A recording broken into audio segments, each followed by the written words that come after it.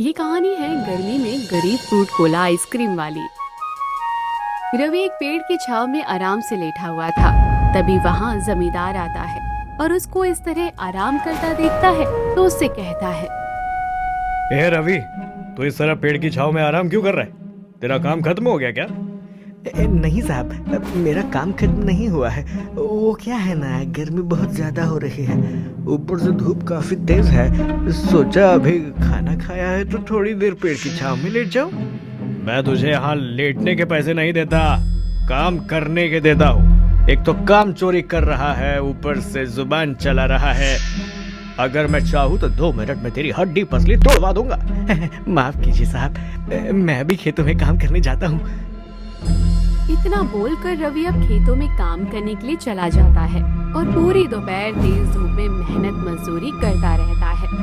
देर शाम जब रवि अपने दिन की तनख्वाह लेने जाता है तब जमींदार उसको सिर्फ आधे ही पैसे देता है। ये क्या साहब, मैंने तो अपनी मजदूरी पूरी करी, लेकिन उसके बाद ही मुझे सिर्फ 200 रुपए क्यों मिल रहे हैं? वो इसलिए रवि क्योंकि तुम एक नंबर के काम चोर हो। अगर कल से तू मुझे आराम करता हुआ नजर आया तो मैं तुझे ये रुपए भी नहीं दूंगा, ऊपर से दिन भर काम करवाऊंगा वो अलग। उदास रवि जमींदार से कुछ नहीं कह पाता और वहाँ से मुंह लटकाए अपने घर की ओर निकल जाता है। आज भी जमींदार ने पूरे पैसे नहीं दिए। समझ नहीं आ रहा कि घर का खर्चा कैसे चलाऊं। सब्जियां भी खरीदनी है।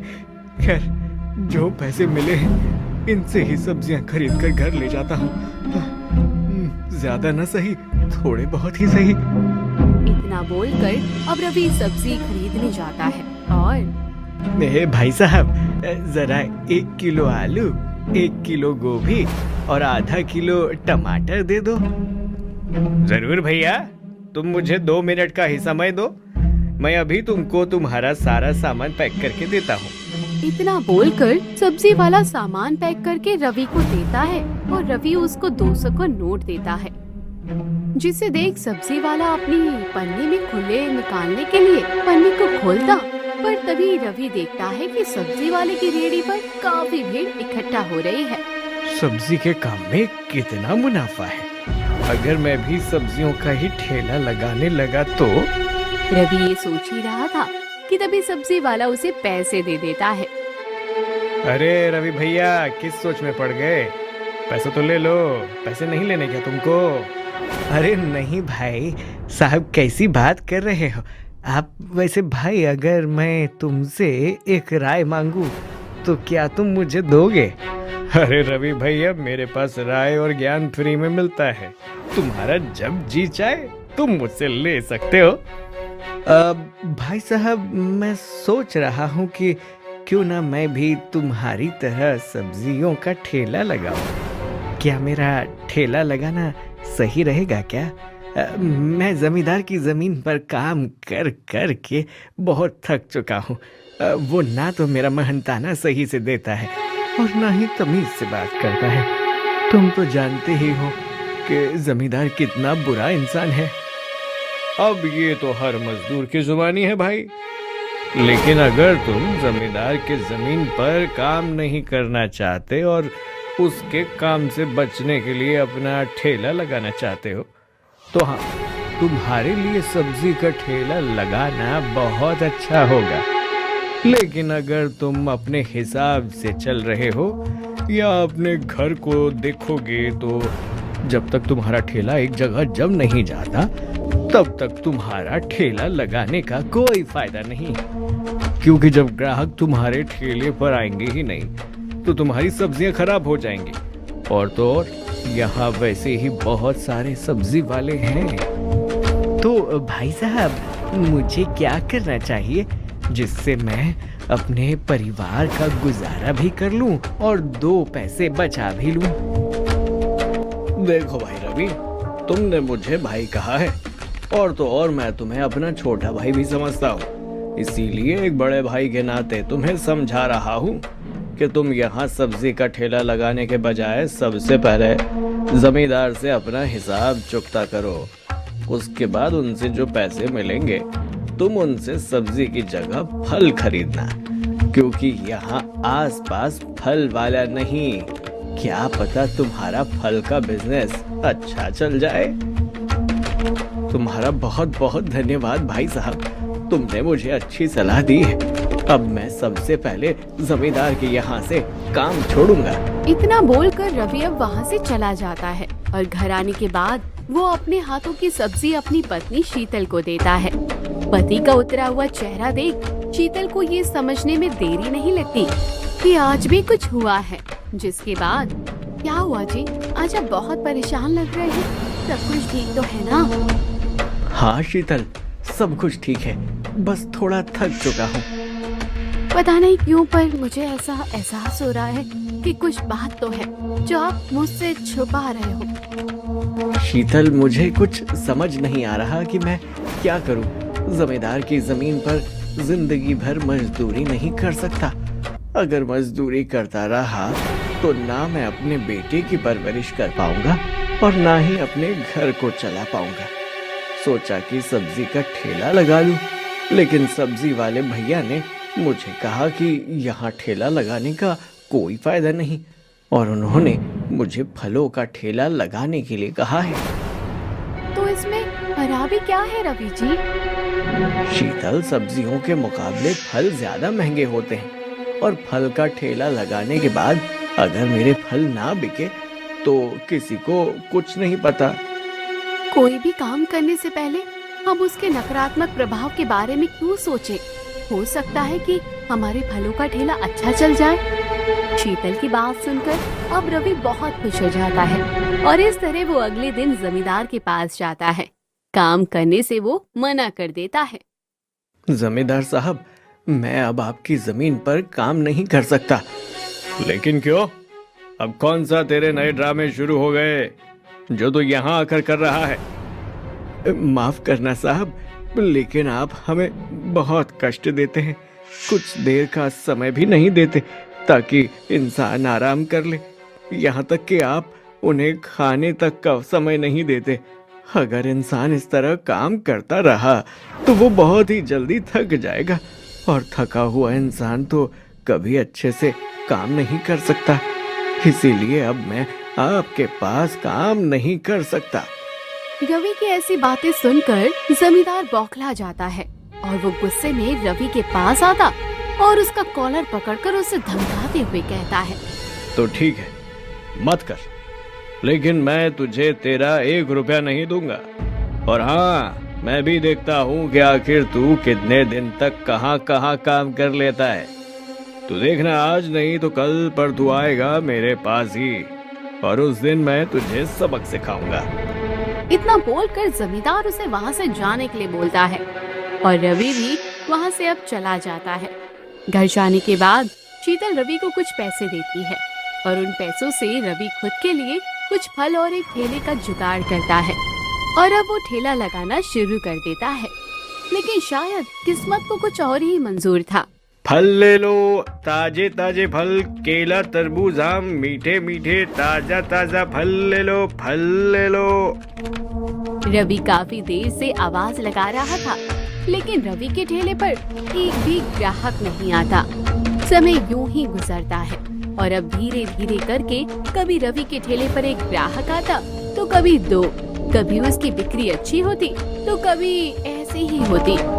ऐसे ही एक दिन उदास रवि अपने घर आता है और पुराने फलों को देख शीतल उससे कहती है, अजी ये क्या पुराने फल खत्म नहीं हुए और आप फिर से नए फल लेकर आ गए? शीतल, पुराने फल बासी हो गए और उनमें से कुछ तो खराब भी हो गए हैं, जिस वजह से फल बिक नहीं रहे। ताजा और नए फल लेकर आया हूँ, क्या पता ग्राहक ये ले ले। हाँ, आप सही कह रहे हैं। अगर सब्जियां में हल्के दाग लग जाते हैं तो भी तो लोग उस सब्जी को नहीं लेते और ये तो फल है।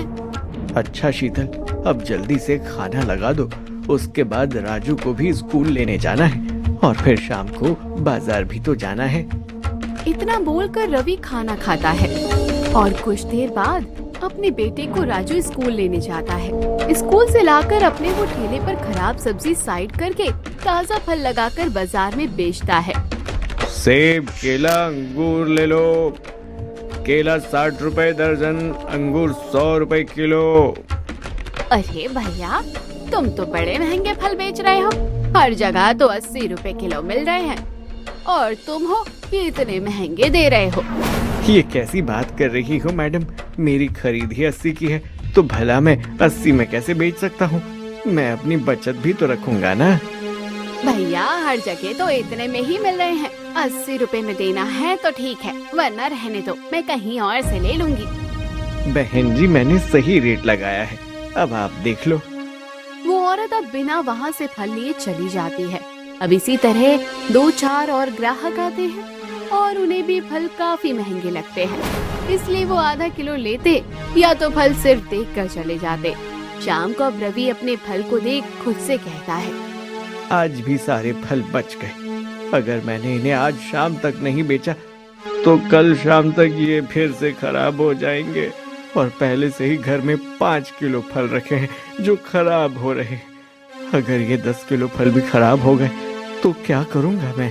इतने सस्ते में बेच भी नहीं सकता। 2 रुपए नहीं कमाऊंगा तो क्या फायदा ऐसे काम का? परेशान रवि को अब कुछ समझ नहीं आता और वो रेट का रेट बेचता है, पर फिर भी उसके फल ज्यादा नहीं बिकते और रात को वो 4 किलो फल लेकर वापस अपने घर आता है। इतने सारे फल देखकर एक बार फिर शीतल परेशान हो जाती है। एक तो इतनी गर्मी, ऊपर से सही से कमाई नहीं हो रही, फल घर के और सड़ रहे हैं। जितना हम लागत लगा रहे हैं उतने का प्रॉफिट तो नहीं हो रहा। तुम बिल्कुल सही कह रही हो शीतल, मुझे तो समझ ही नहीं आ रहा कि आखिर हम क्या करें। ना तो हमारी बिक्री हो रही है और ना ही घर में 1 रुपया है। माँ, घर में सारे फल खराब हो रहे हैं, इससे अच्छा है ना कि आप इसका जूस बनाकर मुझे दे दो। आपको पता है हमारे स्कूल के बाहर एक फल की दुकान है, वो हर तरह का जूस भी बेचता है, वो भी फलों का बनाकर, वो भी उसमें कोका कोला डालकर। वो कोल्ड ड्रिंक मुझे बहुत पसंद है, आप भी मेरे लिए वही जूस बना दो ना। बेटा राजू, तू किस जूस की बात कर रहा है? जूस में कोई कोका कोला थोड़ी ना डालता है, और मैं इसमें कोका कोला कहाँ से डालूं? माँ, मैंने अपनी आंखों से देखा है बनाते हुए। जब आप मुझे स्कूल लेने जाओगी ना तो मैं आपको वो दुकान दिखाऊंगा, फिर आप देखना। शीतल, राजू अब अगर इतनी जिद कर रहा है तो मान लो ना उसकी बात और एक बार देख आओ कैसे वो फलों का जूस बनाता है। क्या पता हमारे फल नहीं बिक रहे पर जूस बिक जाए। हम इतने फल का तो जूस नहीं बना सकते, ना कुछ से सही कुछ मिल जाए वही अच्छा। सभी के कहने पर अब अगले दिन जब शीतल राजू को स्कूल ले जा रही होती है तो रास्ते में राजू अपनी माँ को वही दुकान दिखाता है जिसकी बात राजू कर रहा होता है। अब जूस पीने के बहाने राजू अपनी माँ के साथ उस दुकान पर जाता है जहाँ शीतल अपनी आँखों से देखती है कि जूस वाले को फल का जूस बनाते हुए। भैया, ये तुम कैसा जूस बना रहे हो? भला जूस में कोका कोला और आइसक्रीम कौन मिलाता है? बहन जी, एक नई डिश है। इसमें फल का जूस निकाला जाता है और उसके बाद स्वाद बढ़ाने के लिए कोका कोला मिलाया जाता है और बच्चों को आकर्षित करने के लिए इसे हम आइसक्रीम बना देते हैं और ये एक जूस पूरे 30 रुपए का मिलता है।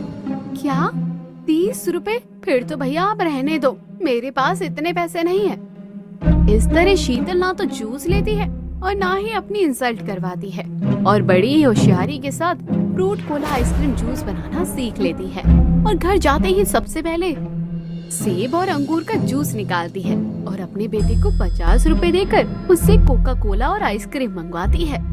ये लो माँ, ये आइसक्रीम गले उससे पहले तुम मेरे लिए वो जूस बना दो। तुम्हारा पहला ग्राहक मैं ही बनूंगा। हाँ बेटा, क्यों नहीं, मेरे ग्राहक तो तुम बन जाओगे, पर और ग्राहक को पसंद नहीं आया तो? इसलिए बिल्कुल सही सही बताना, मैंने इस गर्मी में fruit juice Coca Cola ice cream को कैसे बनाया है? क्योंकि शीतल ने पहले से ही अंगूर और बाकी फलों का जूस निकाल रखा था, इसलिए वो उसमें बस कोल्ड ड्रिंक मिलाती है। राजू द्वारा लाई हुई आइसक्रीम उसके ऊपर लगा देती है। अब जब राजू अपनी माँ के हाथ का कोका कोला आइसक्रीम जूस पीता है तो वो अपनी माँ की काफी तारीफ करता है। माँ, आप तो सच में कुछ भी कर सकती है। मजा ही आ गया। इतना अच्छा Cola Cola ice cream juice P के इतना अच्छा तो वो दुकान वाले अंकल भी नहीं देते। मैं तो कहता हूँ फ्रूट सड़ने गलने और फेंकने से अच्छा है कि आप घर के ही बाहर दुकान खोलो या फिर मेरे स्कूल के बाहर दुकान खोलो, वहाँ ज्यादा कमाई होगी। शीतल को राजू का ये आइडिया बहुत पसंद आता है और रात को जब रवि घर आता है तो सारी बात शीतल अपने पति को बताती है। साथ ही साथ अपने पति को भी Coca Cola ice cream fruit juice देती है। अब बताइए कैसा लगा आपको? अगर अच्छा लगा तो हम अपना खुद का जूस बेचने का काम करें। इससे फल बेचने से ज्यादा कमाई हो सकती है। शीतल, मैं फल बेचने का काम इतनी जल्दी तो बंद नहीं कर सकता, पर हम किसी भी नए बिजनेस में कितना प्रॉफिट कमा सकते हैं हमें अभी नहीं पता। वैसे भी तुम तो जानती हो कि फलों का काम भी मैंने अभी शुरू किया है, इसलिए तुम ये काम अकेले करो। मैं फल बेचूंगा और तुम ये अपना कोला कोला आइसक्रीम वाला काम करना, ताकि हमारे फल भी बर्बाद ना हो और वो काम में भी आ जाए। अब क्या था, बिना कोई देरी करे रवि अगले दिन अपनी बीवी के लिए जरूरत के सारे सामान ले आता है और एक छोटे से ठेले पर कुछ फ्रूट्स और मशीन आइसक्रीम और कोका कोला लेकर स्कूल के थोड़ी ही दूर पर शीतल जा खड़ी हो जाती है। तो वहीं हमेशा की तरह आज भी रवि फ्रूट्स बेच रहा था।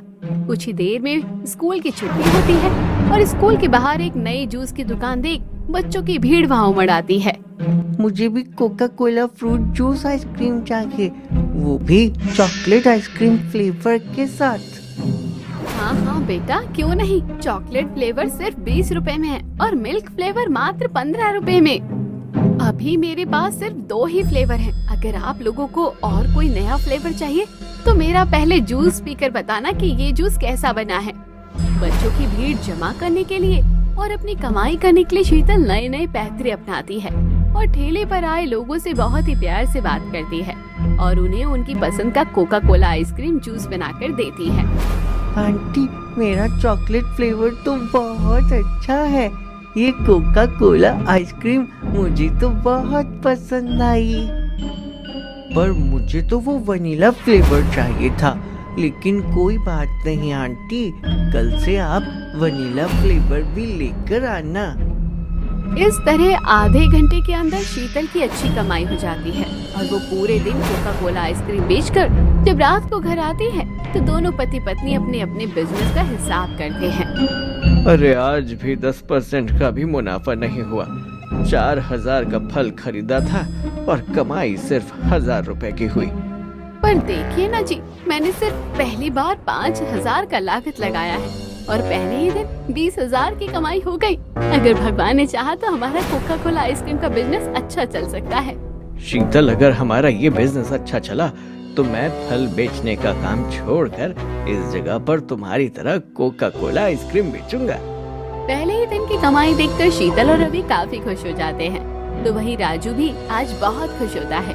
अगले दिन फिर से शीतल भयंकर धूप और गर्मी का सामना करते हुए कोला आइसक्रीम बेच रही होती है। तभी वहाँ एक बच्चा अपनी माँ के साथ गाड़ी से कहीं जा रहा होता है और कोका कोला आइसक्रीम की दुकान देख गाड़ी वहाँ रुकवा कर गाड़ी से उतर जाता है और दुकान पर जाकर अपनी माँ से जिद करने लगता है। माँ, बहुत गर्मी हो रही है, मुझे भी फ्रूट कोका कोला आइसक्रीम चाहिए और ये तो फलों का बनता है। प्लीज माँ, मना मत करो ना। बेटा, तुम कभी नहीं मानते। तुम्हारे पापा का खुद की जूस की दुकान है पर तुम्हें दूसरों का ही पीना होता है। अच्छा बहन, कितने का दिया तुमने ये कोका कोला आइसक्रीम? बहन, सबके रेट अलग अलग है, तो फिर एक काम करो, जो सबसे अच्छा है वो दे दो। अगर हमें तुम्हारा काम अच्छा लगा तो मैं घर के लिए भी पैक करवा लूंगी। शीतल की दुकान पर सबसे ज्यादा कमाई फ्रूट कोका कोला आइसक्रीम की होती थी, इसलिए वो उसे अपना special fruit Coca Cola ice cream देती है, जिसे खाकर काजल का दिल गार्डन गार्डन हो जाता है और वो खुद आगे से शीतल को एक ऑफर देती है। तुमने मेरी सोच से भी काफी अच्छा बनाया है। मैंने उम्मीद नहीं करी थी इतने छोटे से ठेले में तुम इतना अच्छा और स्वादिष्ट फ्रूट कोका कोला आइसक्रीम देती हो। मेरे पति की खुद की जूस की कई सारी ब्रांचेस हैं। उन्होंने एक और नई ब्रांच खोली है। वहाँ के लिए उन्हें तुम्हारी जैसी होनहार औरत की जरूरत थी। अगर तुम हमारे लिए काम करो तो हम तुम्हें अपने बिजनेस का 60% देंगे। ऐसे में तुम्हारी अच्छी कमाई भी होगी और हमें 40% का प्रॉफिट मिल जाएगा। अगर तुम्हें मंजूर है तो ये रखो मेरा कार्ड और जब दिल करे बेझिझक मुझे कॉल कर लेना। इतना बोलकर वो औरत वहाँ से चली जाती है। अब रात को जब शीतल घर आती है तो सारी बात अपने पति को बताती है, क्योंकि आज भी रवि की फलों की कमाई नहीं हुई थी। इसलिए वो अगली सुबह शीतल को उस औरत का फोन नंबर देकर बोलती है। अब शीतल उस औरत को फोन करती है और उसकी शर्त को अपना लेती है। बिल्कुल सही फैसला लिया है तुमने। चलो मैं तुम्हें अपनी दुकान दिखा देती हूँ। दुकान काफी बड़ी है तो तुम हस्बैंड वाइफ अकेले संभाल लोगे ना? हाँ, आप फिक्र मत कीजिए। हम ये सब काम कानूनी रूप से करना चाहते हैं ताकि कल को कोई किसी को धोखा ना दे सके। डोंट वरी, हम खुद कागजात कार्रवाई पर विश्वास रखते हैं।